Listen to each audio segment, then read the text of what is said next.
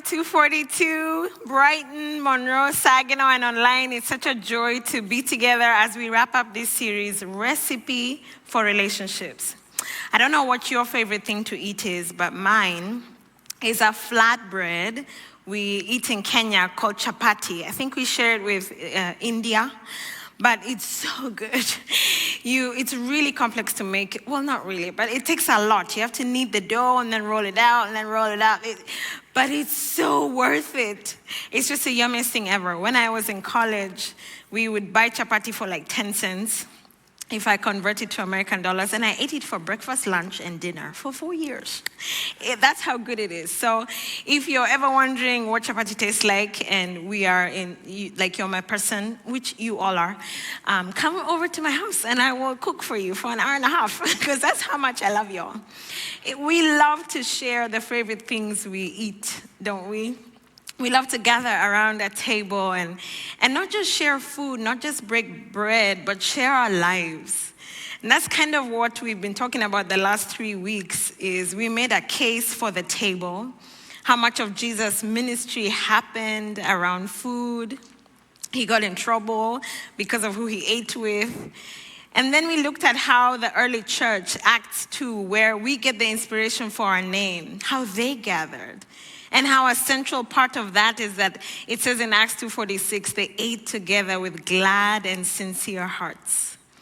And it just is such a beautiful picture, and we're striving for that, to live in community, and not just any community, but community around the person of Jesus.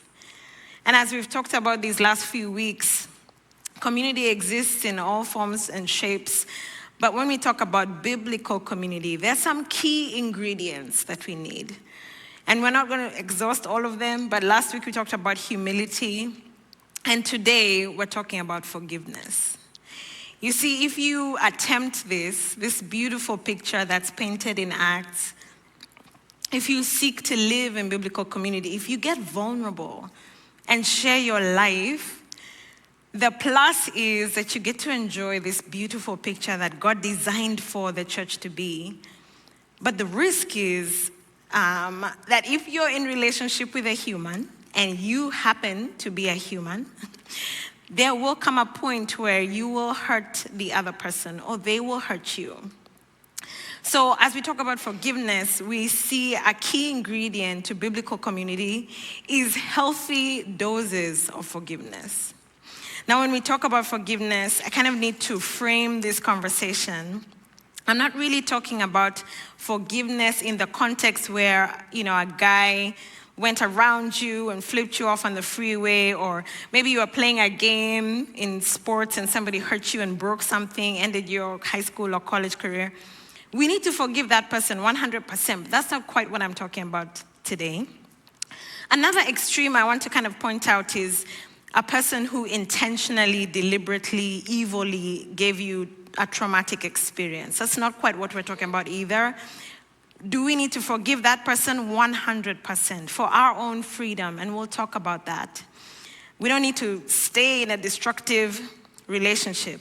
But what we're talking about today is kind of this place in the middle, where a group of us individually are trying to be more and more like Jesus, and then come to other people who are trying to do the same. And then we go on a journey, and we end up having some friction, some conflict, and we just need to practice often forgiving and asking for forgiveness. And as I was talking about this just before this, someone said, and receiving forgiveness. See, it's so much easier to have superficial relationships where we tiptoe around each other. We don't really get to the issues that could cause conflict. Someone described me as socially lazy. Like, that's just too much work. Like, we're gonna have to fight and get past this. But that's where the sweet community is, on the other side of that, if we're willing to invest in it. And in my socially lazy, natural self, I will not do the work that it takes to invest in biblical community. But that's why we're talking about this in the context of around the person of Jesus.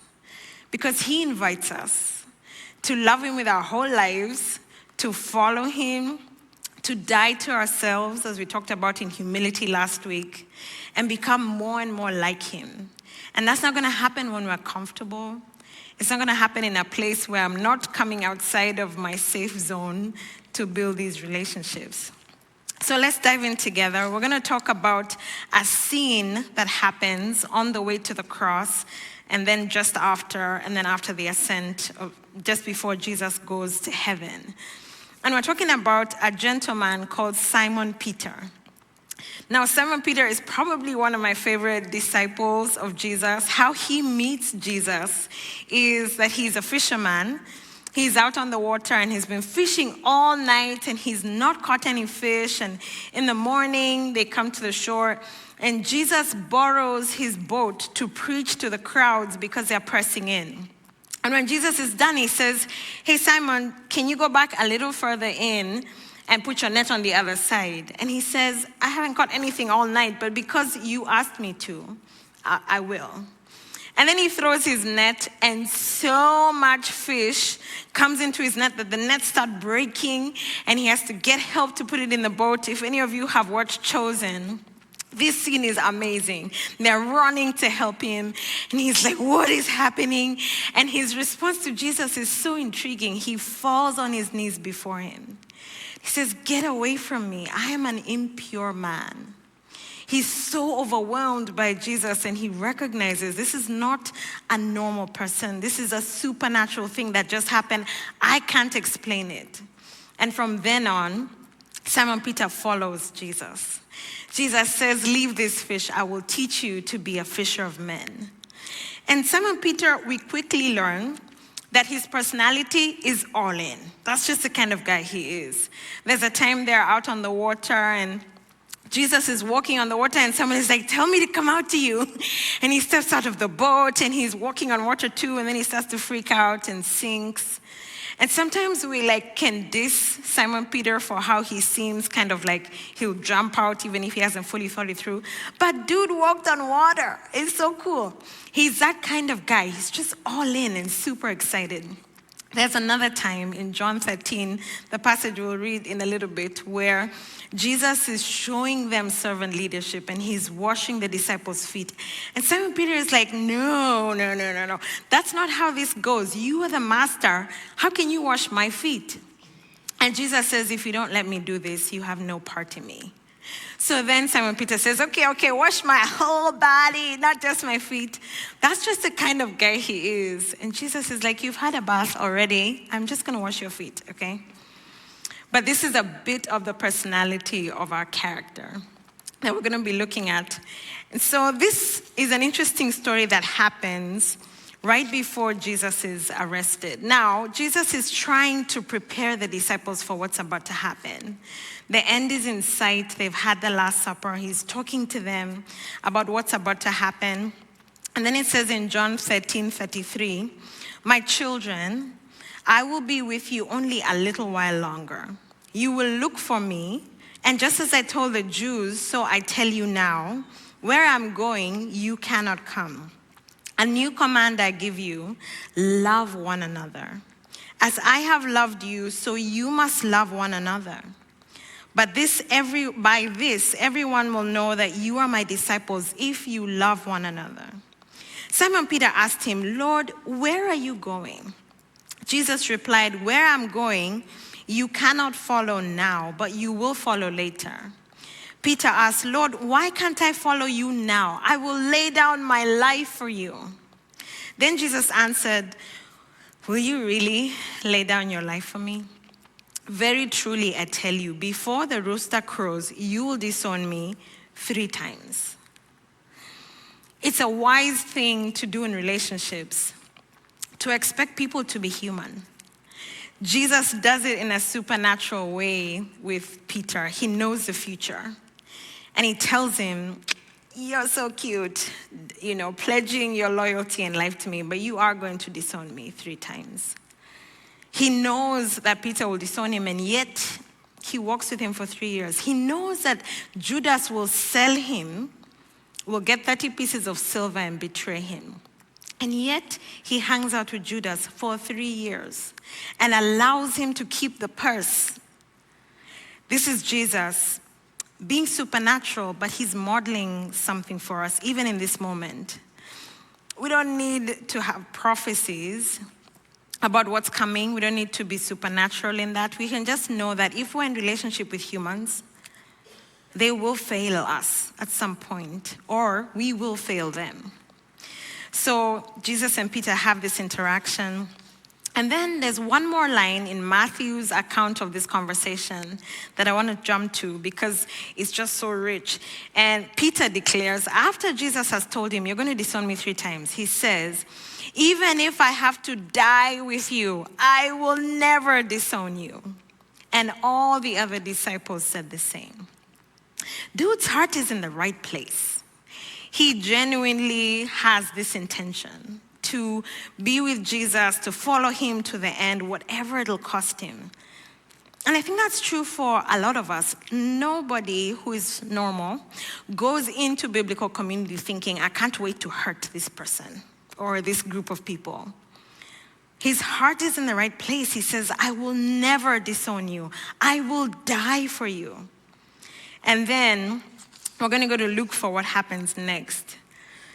Luke 22:54 says, then seizing him, that is Jesus, they led him away and took him into the house of the high priest. Peter followed at a distance, and when some there had kindled a fire in the middle of the courtyard and had sat down together, Peter sat down with them. A servant girl saw him seated there in the firelight. She looked closely at him. This man was with them. But he denied it. Woman, I don't know him, he said. A little later, someone else saw him and said, you also are one of them. Man, I am not, Peter replied.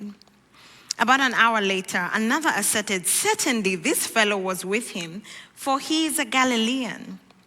I don't know if Peter had an accent and he gave him away. And Peter replied, man, I don't know what you're talking about, probably in the Galilean accent. Just as he was speaking, the rooster crowed. Verse 61, this is such a piercing verse in the Bible for me. Then the Lord turned and looked straight at Peter. Then Peter remembered the word the Lord had spoken to him. Before the rooster crows, today you will disown me 3 times. And he went outside and wept bitterly. So this very well-intentioned guy deeply hurts his friend, his Lord, his master, his rabbi. And then he sees Jesus. They lock eyes. I just imagine this scene where everything is happening. They're questioning Jesus. They're hating him. And then everything else fades away, kind of like the iPhone setting, and it's just Jesus and Peter. And they lock eyes, and Peter thinks, oh, he told me I would do this. I told him I wouldn't do it, and here I am. He disowns him 3 times. There's something really beautiful about how Peter responds to this. I think when we've hurt someone, there's different ways we could be tempted to respond. We could get defensive, like, yeah, you guys can judge me sitting out here in Michigan in the comfort of your home, but do you see what they're doing to Jesus? Do you see this mob and the weapons they have? I can't say that I'm with him. He could have gotten defensive. That's what we would do sometimes. Another thing we can tend to do when we've hurt someone is explain away our behavior. Kind of make people see, like, this is my perspective and I was right. And maybe Peter could have said, like, this makes sense. Everybody else ran away. At least I'm here by the fire in the courtyard. A third way we often react to hurting someone is we hide. We just disengage. We run away. We see it in Genesis when Adam hurts God's heart. And God comes looking for Adam and Eve, and they hide. That's a reaction to this. I think our modern day reaction is we'll just ghost each other. I'll just have the messages stay unread. There's this passive thing happening, and I don't really want to deal. Going back to social laziness, I'm just going to not do this. But Peter, he weeps. He's broken. He's cut to the heart. And I think this is the appropriate response when we hurt each other. It may take a while to get to this place of brokenness, and it does take humility, which we talked about last week. But this is a sweet place to go when we've hurt each other, to a place of brokenness. In Psalm 51, it's one of the most powerful confession psalms in the Bible. David has done a bunch of stuff that's not good, and he writes this beautiful psalm. And one of the lines in it, in verse 17, is, "My sacrifice, O God, is a broken spirit. A broken and contrite heart, you, God, will not despise." There's something about being broken before the Lord that he really can't turn away from. With humans, it may or may not work, but it's a great place to start, to be broken and repentant. I think it's true for how we should relate to the Lord, and it's true for how we should relate to each other in our relationships. So that moment where Peter weeps and the trials continue for Jesus, we looked at some of them over the last few weeks. And Jesus ends up being crucified and beaten and flogged, and all these horrible things happen to him. And you can just imagine what Peter is sitting with, what all the disciples are sitting with. They're disillusioned, they're hurt, they're probably angry at each other, at themselves. This was the moment he needed us, and we all fled. So then fast forward, and Mary Magdalene gets to the tomb on the third day, and the stone is rolled away, and Jesus isn't there. And they're like, what is happening?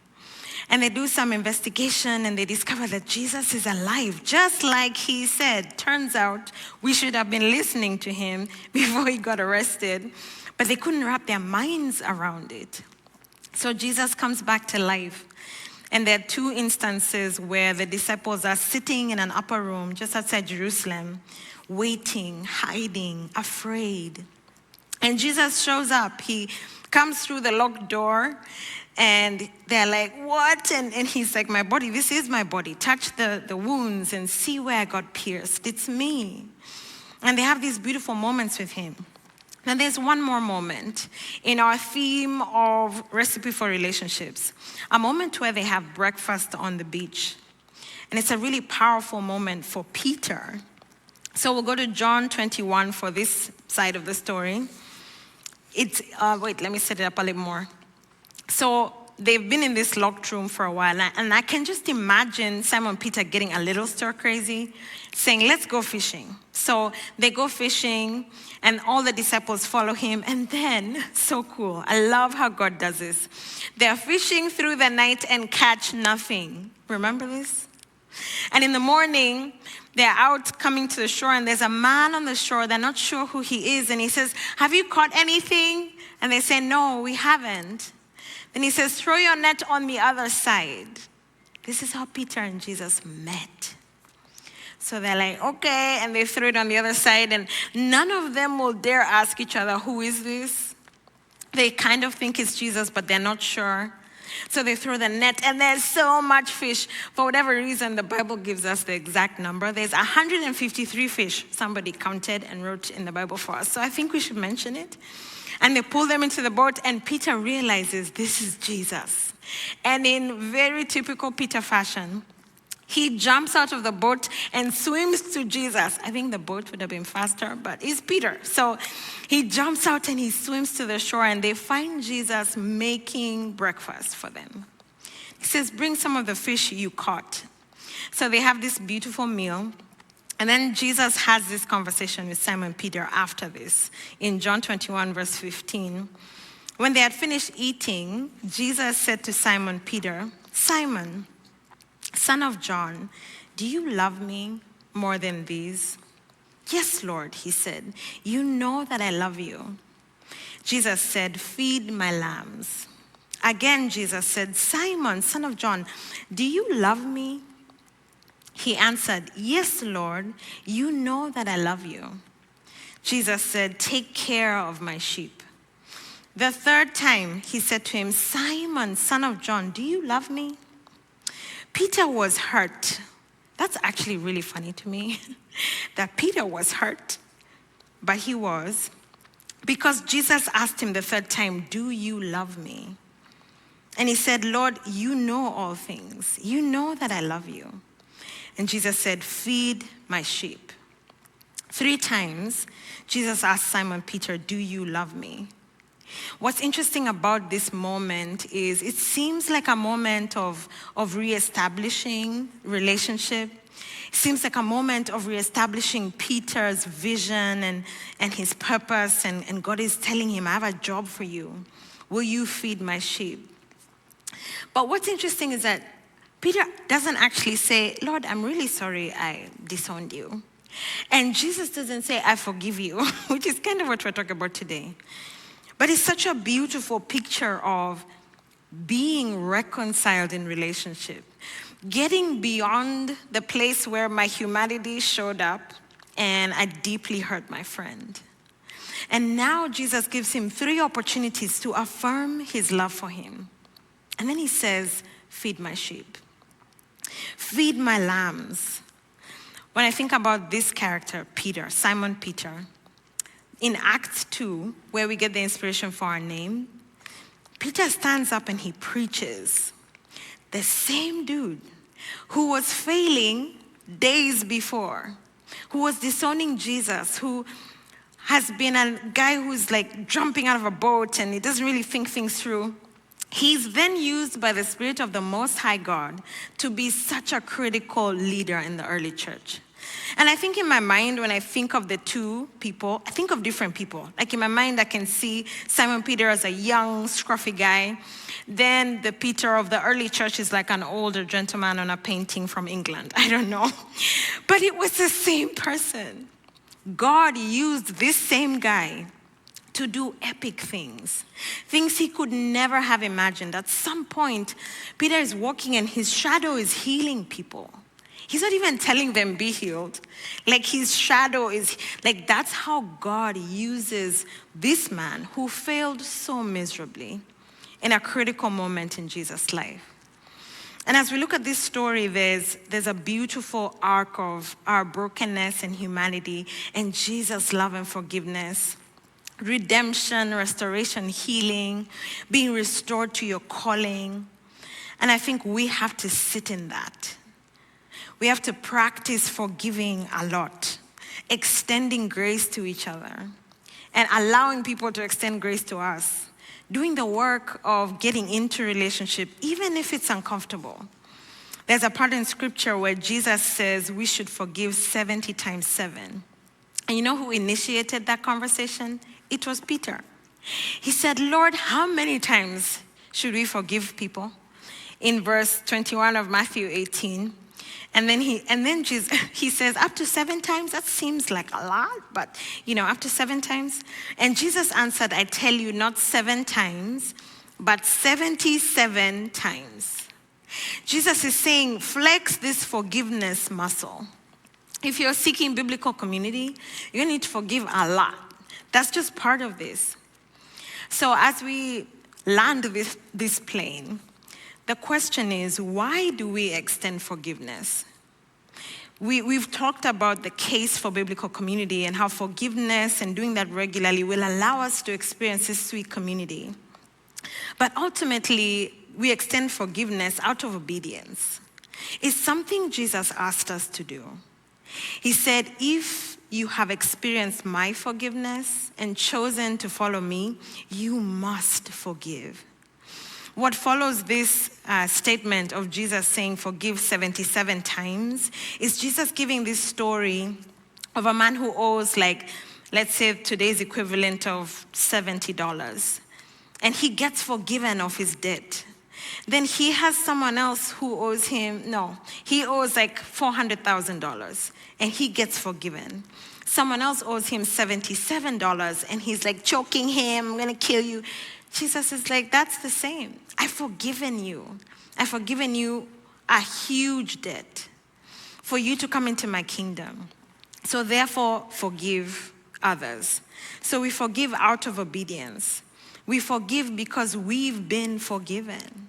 We know the forgiveness of Jesus. And we forgive for our own healing and freedom. There's such sweet healing and freedom on the other side of forgiveness. We think that holding on to it is what will make the other person hurt, but we're only hurting ourselves. There's a really powerful story of a family, the Booms. Corrie ten Boom was one of them. And she's been one of my spiritual heroes for a long time. Their family hid Jews in Nazi Germany, and they got found out and were sent to internment camps, treated horribly. Her family died. And this is something the Lord did in her heart, is show her how to forgive. And she was on the extreme traumatic side. And God not only made her an agent of forgiveness, to talk about forgiveness, she got to meet one of the soldiers who had been at the internment camp that she was at. And he walked up to her at an event she was speaking at. And he stretched out his hand, he explained who he was, and shaking, she reached her hand out and took his. And this is one of the quotes from Corrie ten Boom. She says, "Forgiveness is the key that unlocks the door of resentment and the handcuffs of hatred. It is the power that breaks the chains of bitterness and the shackles of unselfishness." We're the ones who are shackled, and God has given us the key. Forgiveness is that key. So as we wrap up, I want to invite you to think about, who is it that you need to extend forgiveness to? Maybe you've tried this biblical community thing. You stepped into a space and had people who you were being vulnerable with, and somebody deeply hurt you. They betrayed your trust, or they just weren't showing up and they ghosted you, and you made that pot of chili again and you're the only one there to eat it. Whatever it is, however extreme it is, who is it you need to forgive? Sometimes I think it's the small things that we don't deal with that build up. And maybe it is a small thing, but it's in there and it's holding you back from biblical community. So who is it you need to forgive? And then another one is, and this may be harder, who is it you need to ask for forgiveness? I deeply hurt a friend of mine, maybe 10 years ago now. And I remember taking months before I emailed her. We were now in different countries. And I kept wanting to explain. So I'd start the email and then delete it. And I'd start the email again and delete it.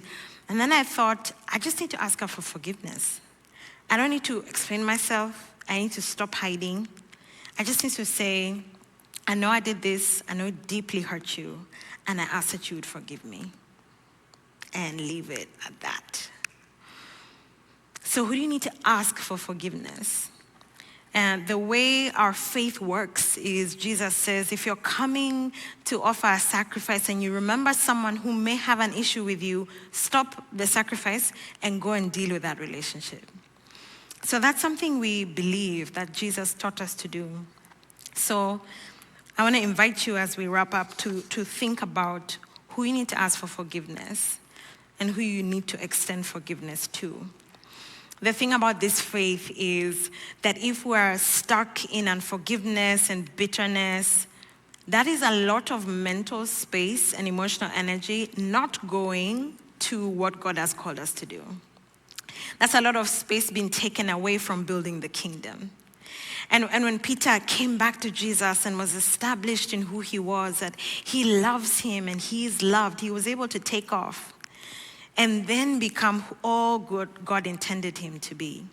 I think the enemy would like to strip us of our power and just give us more locks to keep in bitterness and unforgiveness and take us away from what God intended. This same Peter, he writes in 2 Peter 1:3, his divine power has given us everything we need for our godly life through our knowledge of him who called us by his own glory and goodness. I know this is hard. It's hard for me. We can't do this without him. He calls us into what he's called us to, but he also gives us everything we need to do it. He gives us everything we need to release that pain and bitterness and forgive. And then he gives us everything we need to join him in the epic work he's calling us to do. So let's pray together as we process these next steps. Jesus, we see you. We lock eyes with you, and we're aware of the places we failed in that moment. And we're so grateful for your grace. We're so grateful for the cross, and that we have access to you. Forgiveness is ours because of this. You have extended forgiveness to us, and it cost you so much, but it's freely given to us. And I pray in this moment, if there's anyone holding on to unforgiveness, Lord, would you just help us unlock those chains? Would you break them on our behalf and allow us to walk in freedom, in the lightness and in the depth of community that you designed? And Lord, I pray that if it's us who need to go and ask someone else for forgiveness, you would give us the courage, the words, the setting. Just allow that we would be led by your Spirit and empowered by you to live this life that you're calling us to, because we can't do this without you. We need you, God. So thank you. Thank you for your forgiveness. Thank you for your invitation to biblical community. And I pray that we would take you up on that. In Jesus' name I pray. Amen. Amen.